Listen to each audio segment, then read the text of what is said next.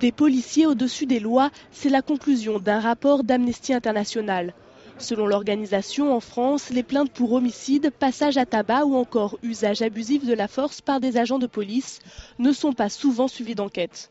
Lorsqu'il y a des situations dans lesquelles des policiers violent la loi et violent le droit, eh bien malheureusement, ils sont très rarement mis en difficulté devant la justice comme ils devraient l'être.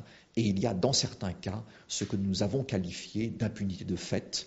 Et ça, pour un pays comme la France en 2009, c'est une tâche dont il faudrait se débarrasser le plus rapidement possible. D'après Amnesty International, en 2006, seules 8 allégations de violence sur plus de 600 ont abouti à la radiation des agents concernés.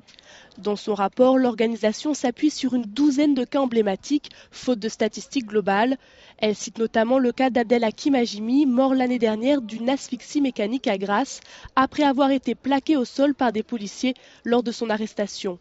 Plusieurs témoins ont affirmé avoir constaté un usage de la force excessif de la part de la police.